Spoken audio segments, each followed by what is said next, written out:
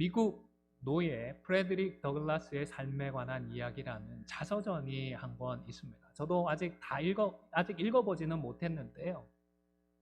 그 요약되어진 글만을 접했습니다. 1800년대 초에 태어난 이 프레드릭 더글라스는 미국 남부의 농장에서 노예로 태어나 자라게 되었습니다.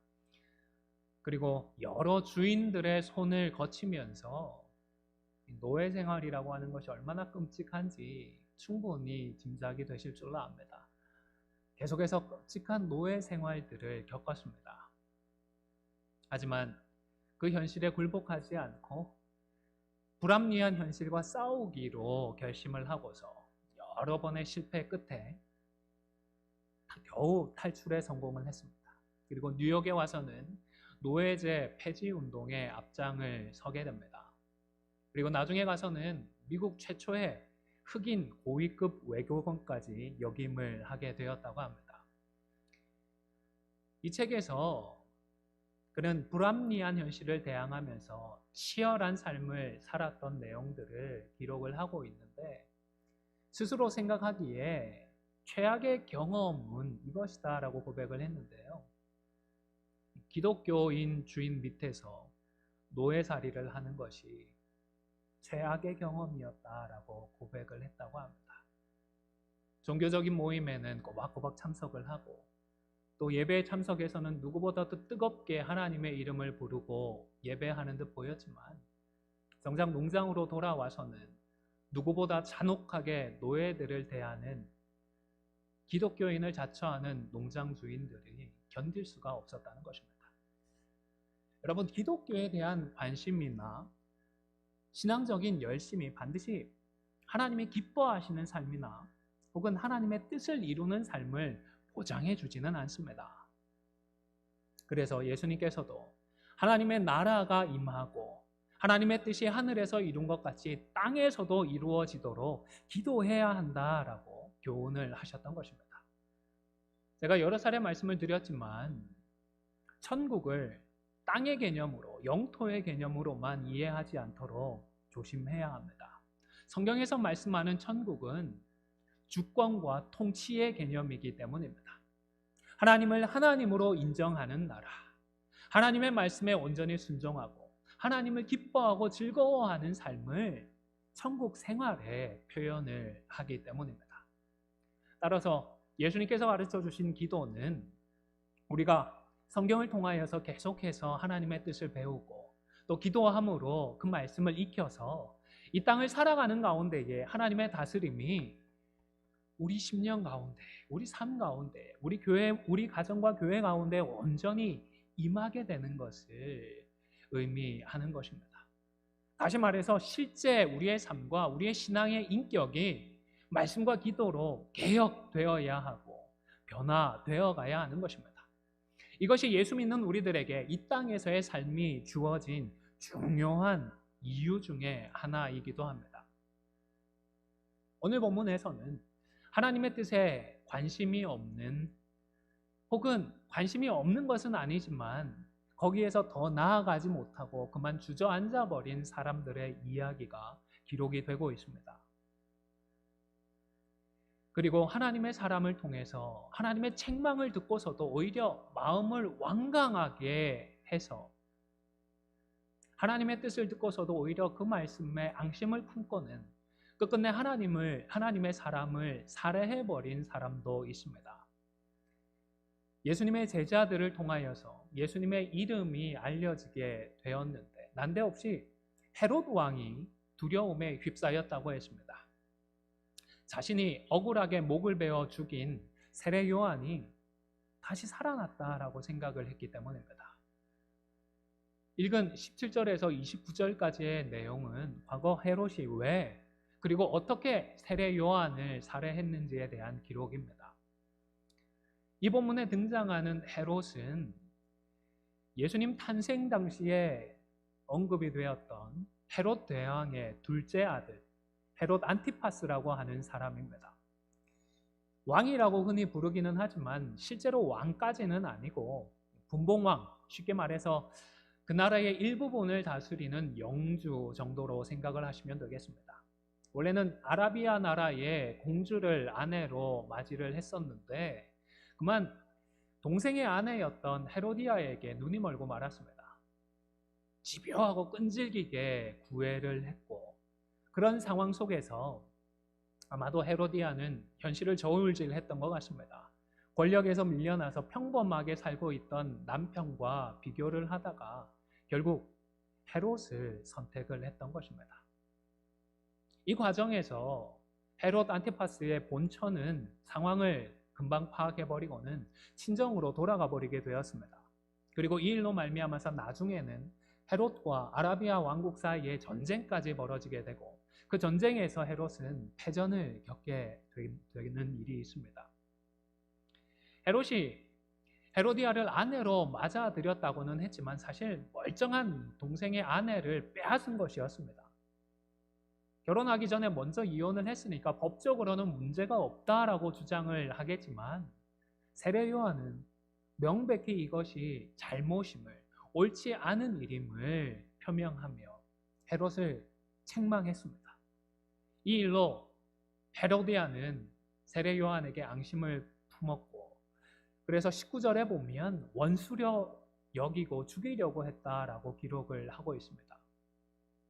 헤롯이라고 기분이 좋지는 않았을 것입니다. 그러나 그는 세례 요한을 의로운 사람, 거룩한 사람으로 알고 두려워했었고 그래서 보호까지 했습니다. 또한 요한의 설교를 들을 때에는 크게 번민을 하면서도 찔림이 있고 부담이 되어서 힘들어하면서도 그래도 달갑게 듣는 마음도 있었습니다.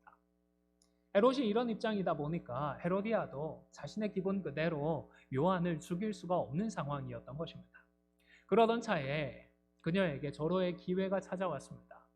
헤롯의 생일 잔치에 헤로디아의 딸이 춤을 추었고 이 공연이 헤롯뿐만 아니라 함께했던 모든 사람들을 흡족하게 했던 것입니다. 이 딸은 헤로디아와 그의 전 남편 헤롯 빌립 사이에서 태어난 딸인데 성경에서는 이름이 언급되지 않지만 역사 속에서는 살로메라고 하는 이름으로 알려져 있습니다. 참고로 성경에 기록되어 있는 살로메라는 여성은 세베대의 아내이고 동시에 야고보와 요한의 어머니였습니다. 기분이 좋아진 헤롯이 살로메에게 소원을 들어주겠다는 맹세를 했습니다.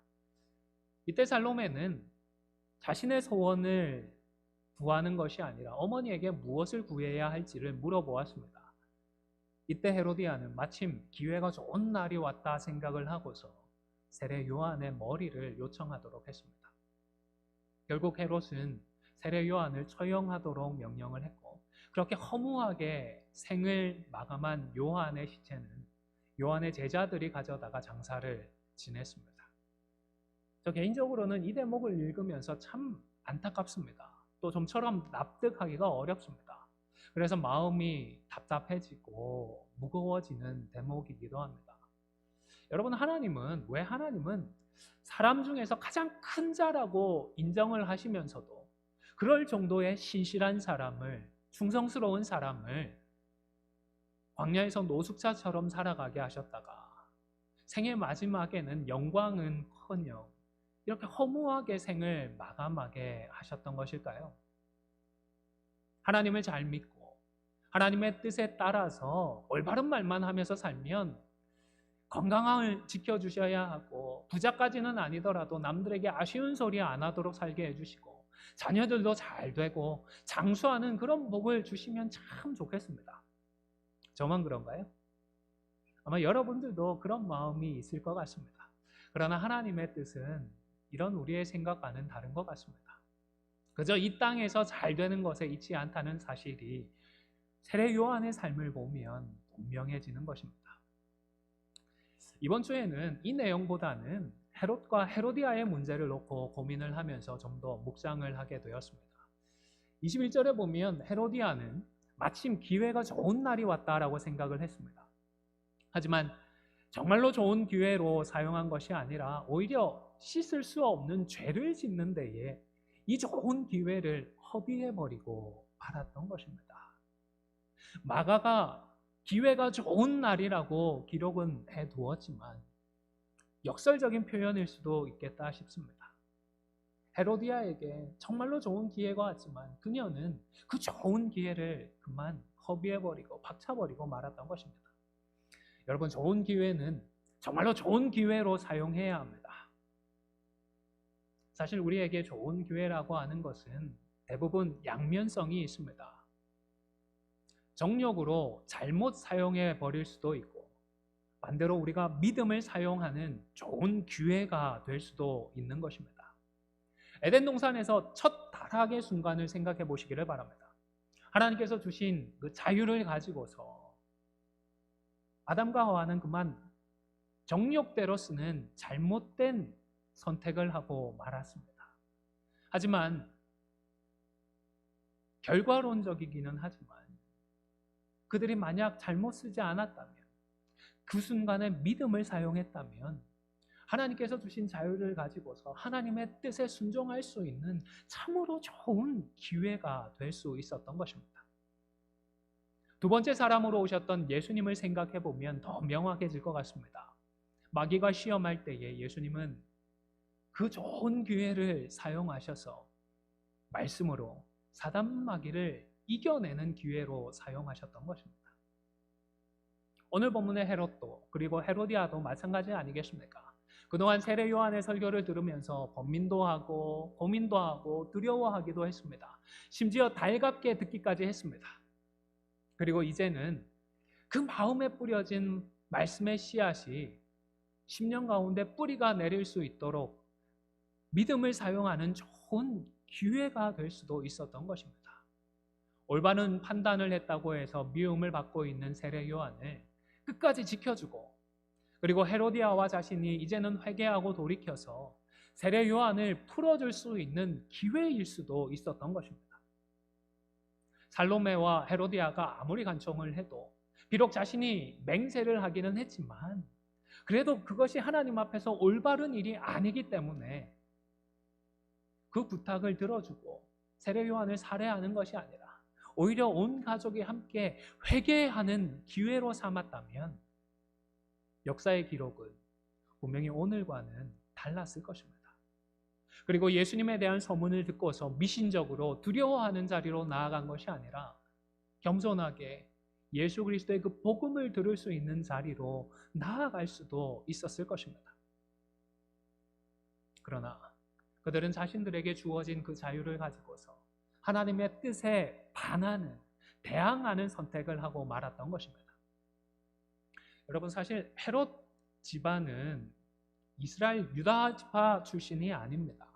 에돔 출신의 사람들입니다. 이방 민족입니다. 그러다가 선조 때에 유대교로 개종을 했습니다.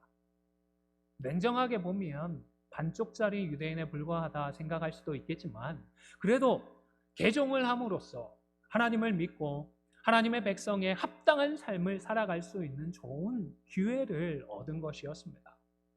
하지만 이 좋은 기회를 헤롯 대왕 때에도 발로 걷어찼죠. 예수님을 죽이려고 했던 것입니다. 헤롯 대왕 때뿐만 아니라 지금 헤롯 안티파스도 그저 권력에 집착을 하고 자기 정력에 따라 살아가면서 하나님의 백성다운 삶에 대해서는 소홀하고 있는 것입니다. 그래서 말씀을 통하여 믿음과 신앙의 인격이 성숙해지는 것에 대해서는 그리 관심을 갖지 않았던 것 같습니다. 그에 대한 기록에서, 그의 삶에 대한 기록에서 하나님의 백성다운 품성과 인격의 아름다운 향기가 거의 드러나지 않기 때문입니다. 그런데 역사를 보면 이방 민족의 피가 흐르는 다른 왕도 있었습니다. 이 사람은 모압의 피가 흘렀던 왕입니다. 바로 다윗 왕입니다. 헤롯 왕과 비교를 하면 사실은 큰 차이가 나지 않을 수도 있습니다. 하지만 그럼에도 불구하고 다윗에게서는 하나님의 백성다운 품성과 신앙 인격의 아름다운 향기가 났던 것입니다. 이 헤롯 왕과는 사뭇 대조가 되는 것이 아닐 수 없습니다. 물론 다윗 왕도 완전하고 완벽하지는 않았습니다. 하지만 하나님께서 다윗을 인정하신 것은 그가 완전하고 완벽했기 때문이 아니었습니다. 부족하고 하나님 앞에 범죄하기는 했지만 그러나 하나님을 향한 그 믿음들, 그의 신앙의 인격이 계속해서 주님을 닮아가고 성숙해가는 그 과정들을 하나님은 인정하셨던 것입니다. 헤롯 안티파스는 둘째로 태어났습니다. 형이 있었습니다. 하지만 형보다는 능력이나 수완에 있어서 더 뛰어났던 것 같습니다.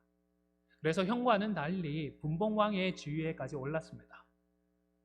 하지만 이스라엘 백성들을 믿음으로 이끌 수 있는 하나님의 백성다운 그 인격이나 윤리가 결여되어 있었던 것입니다.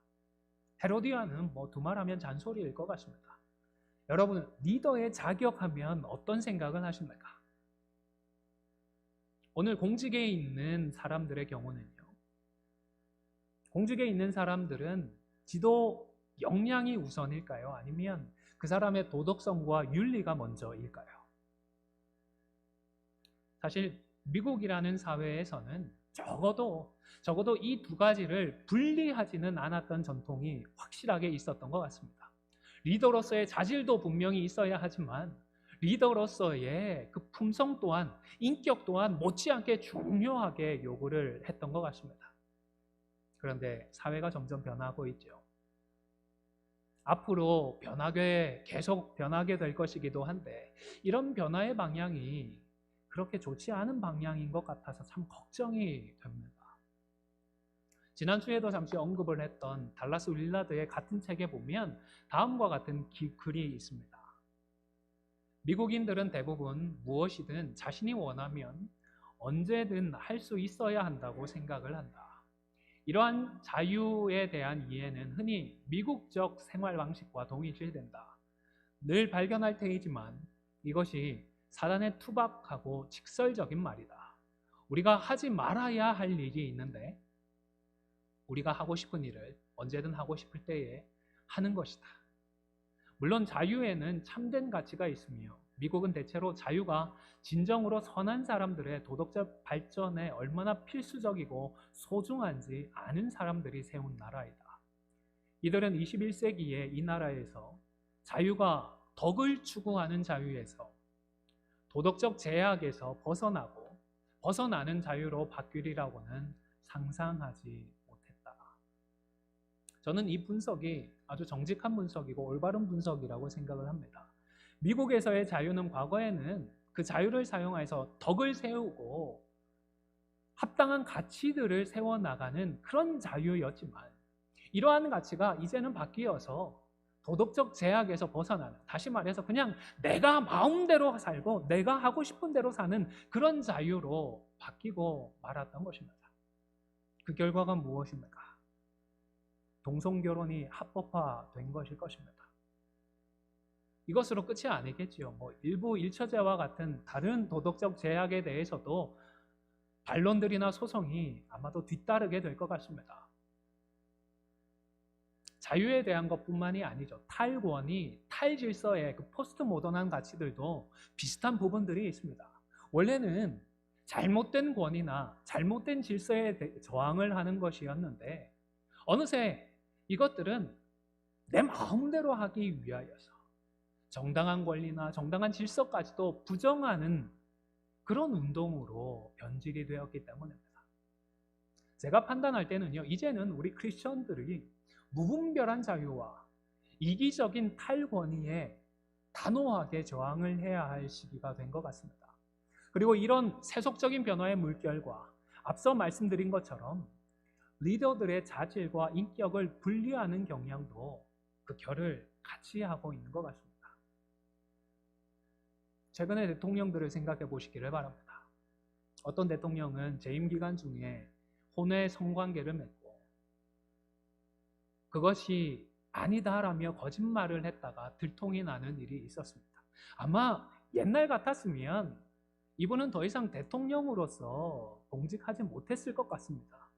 그런데 버젓이 남아서 임기를 채우는 일이 있었습니다. 개인적인 인격이나 윤리에서 문제가 있는 사람이 오히려 대통령으로 세워지기도 했습니다. 여러분, 오해하지 마십시오. 제가 지금 정치적인 입장을 논하는 것이 아닙니다. 이러한 일련의 과정을 통하여 드러난 우리 시대의 시대적인 경향을 말씀드리는 것입니다. 바로 리더의 성품이나 도덕적인 자질과 그리고 리더의 능력을 분리해서 생각하기 시작을 한 것입니다. 리더가 도덕적으로나 윤리적으로 문제가 있더라도 그저 일만 잘해내면, 능력만 있으면 상관이 없다는 것입니다. 그리고 더 큰 문제는요, 이런 경향이 미국 사회에만 해당이 되는 것이 아니라 일부 교회 안에서도 발견이 되고 있다는 것입니다. 한국도 그렇고 미국도 그렇습니다. 교인들이 목사에게서 드러난 신앙의 인격이나 윤리적인 문제를 앞장서서 해결하려고 하지 않습니다. 그저 능력이 있고 수완이 있어서 교회를 잘 이끌어 왔으니까, 이만큼 교회를 키워왔으니까, 그리고 앞으로도 어느 정도 교회를 이끌어갈 수 있을 것 같으니까 개인적인 윤리 문제들, 도덕적인 자질들은 더 이상 문제로 생각하지 말자는 것입니다. 정작 하나님 앞에서 어떠한 상태인가, 하나님께서는 어떻게 평가하실 것인가에 대해서는 별로 중요하게 생각하지 않는 것 같습니다. 사실 이것은 목사만의 문제는 아닌 것 같습니다. 여러분, 목사가 되기 위해서는 적어도 3년간 신대원 수업을 받아야 합니다. 강도사로, 또 부목사로 그나마 훈련이라도 받지요. 이런 훈련 과정이 결코 쉽지 않습니다.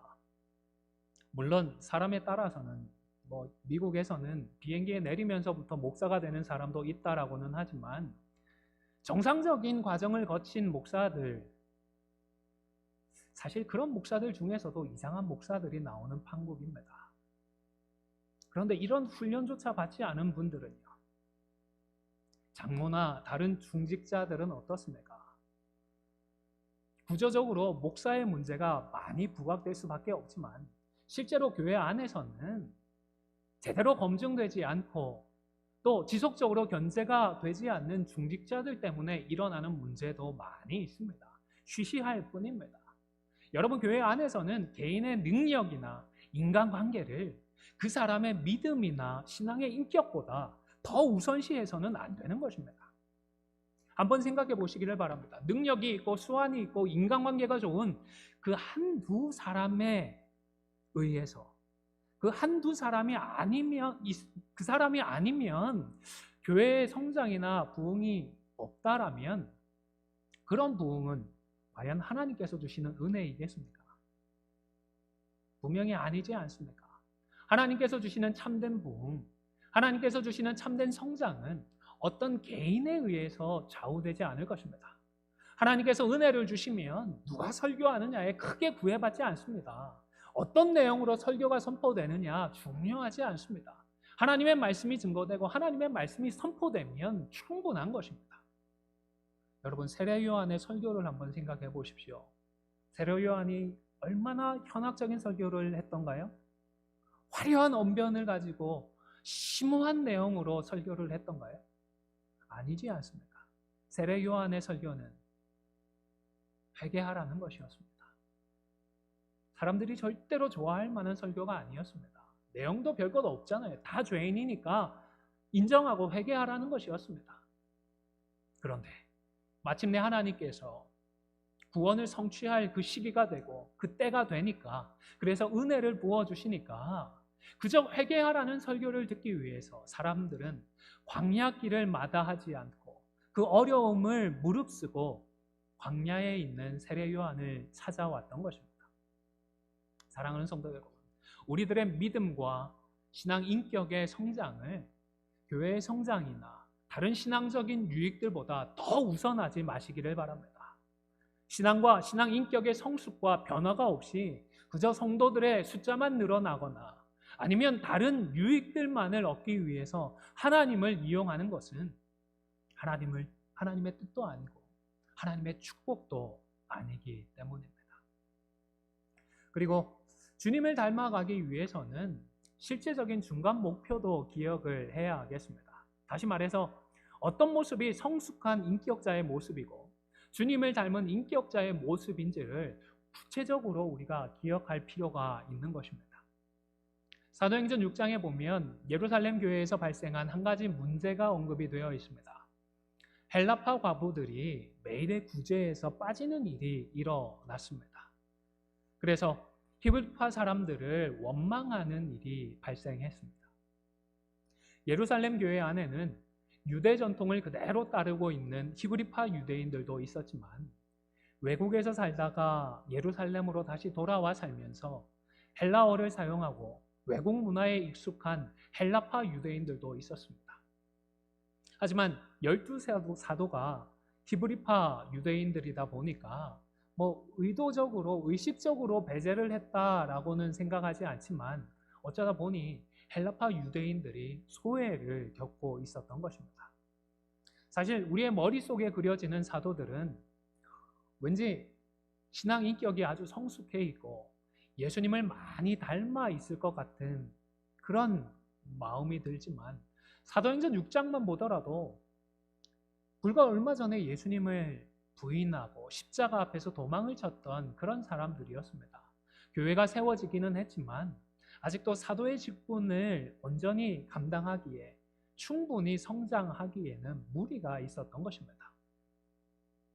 그들도 더 성숙하고 더 자라나야 했던 상황이었습니다. 목사도 그렇고 장로도 그렇고 안수받은 직후가 좀 위험한 것 같습니다. 어느 정도 검증은 받았지만 그렇다고 해서 아직 장성한 분량이 충만한 것은 아니기 때문입니다. 더 배우고 더 훈련을 받아야 합니다. 12사도가 헬라파 유대인 과부들까지 섬기지 못한 것은 분명히 잘못한 일이었습니다. 하지만 처음부터 이 사도들이 다 잘할 것을 기대하는 것 또한 무리가 있지 않나 생각을 합니다. 12사도가 참 잘한 것은 그들의 실수가 드러났고 문제가 드러났을 때에 이 문제를 해결하기 위하여서 기도하고 고민을 했다는 것입니다. 그리고 좋은 답안을 함께 찾아내었다는 것입니다. 사도들은 이 문제를 해결할 7명의 집사를 세우도록 했습니다. 그리고 놀랍게도 예루살렘 교회는 7명의 집사 모두를 헬라파 유대인들 중에서 세우게 되었습니다. 이 대목과 관련해서 한 책에 보니까요, 이렇게 기록을 해놓고 있었습니다. 교회가 특정 부류나 특정 개인에게 편향되는 잘못을 다시 범하지 않기 위함이다. 히브리파 사람들을 의도적으로 좀 배제하고 헬라파 사람을 세운 이유가 아마도 이런 것 같다라고 분석을 했던 것입니다. 사실 예루살렘이었다라는 사실을 고려하면 절대 다수를 차지하고 있는 히브리파 유대인들이 아니라 소수파에 불과한 헬라파 유대인들만 모두 집사로 선출되었다는 이 점은 정말로 놀라운 일이 아닐 수 없습니다. 다수파가 소수파에게 몰표를 주었기 때문에 가능한 일이 아니겠습니까? 교회 안에 있는 파당을 극복했다는 이 점은 정말 중요한 것입니다. 그런데요, 여러분, 저는 이것보다 더 중요한 부분이 있고 이것만큼은 꼭 기억을 하고 또 우리도 순종을 해야 한다고 믿습니다. 그것은 선입견이나 차별이 없었던 것은 물론이거니와 어떤 당파적인 입장도 상관없이 분명한 성경적인 기준에 따라서 사람을 세웠다는 점입니다. 그저 헬라파 중에서 7명을 세우라고 한 것이 아니라 성령과 지혜가 충만하고 칭찬받는 사람 7을 택하라고 했던 것입니다. 이 기준에 따라서 사람을 세우다 보니까 헬라파 유대인들 중에서 합당한 사람들 7명을 세우게 되었던 것입니다. 그리고 바로 이 기준이 우리가 목표로 삼아야 하는 신앙 인격의 기준이기도 합니다. 사도행전 6장 3절 말씀을 함께 화면을 보시면서 읽도록 하겠습니다. 시작.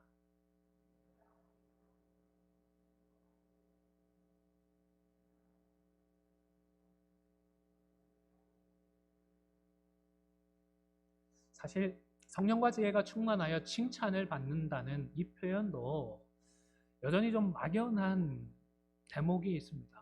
추상적으로 느껴지는 것도 사실입니다. 그래서인지 사도들은 성령과 지혜가 충만하고 칭찬받는 사람들의 기준을 나중에 가서 더 구체적으로 기록을 해둡니다. 서신서들을 보면 감독이나 집사의 자격을 기록해 놓는 것을 우리가 볼 수 있는데요.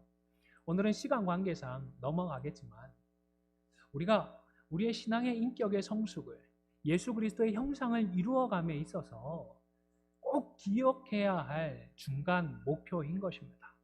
단순히 초대교회에서 사람을 세웠던 기준이 아니라 오늘을 살아가는 저와 여러분들에게 어떤 사람, 어떤 삶을 살아가야 할 것인지에 대해서 분명한 하나의 기준을 제시해 주는 말씀인 것입니다. 물론 최종적으로는 예수 그리스도의 장성한 분량이 충만한 데까지 우리가 나아가야 합니다. 하지만 뱁새가 황새 따라가다가 가랭이가 찢어진다고 하지 않습니까? 처음부터 예수님을 목표로 하면 너무 멀게 느껴지고 엄두가 나지 않을 수 있습니다. 그래서 중간 과정으로서 어느 정도 인정을 받은 사람들을 목표로 삼는 것이 현실적이고 지혜로운 것 같습니다. 초대교회의 7 집사들이 바로 그런 현실적인 중간 목표일 수가 있는 것입니다. 오늘은 찬양을 함께 하면서 말씀을 마무리하도록 하겠습니다. 여러분, 기회가 좋은 날이 왔을 때에 믿음과 신앙의 인격을 우선하시기를 바랍니다. 뿐만 아니라 실제적인 중간 목표들을 꼭 기억하시고 그 목표를 향해 달려가시기를 바랍니다. 그리하여 우리 안디옥을 통하여서 우리 10년 가운데에 주님의 나라가 온전히 임하게 하여 주시옵소서. 함께 소원하며 우리는 주의 백성이오니 찬양하도록 하겠습니다.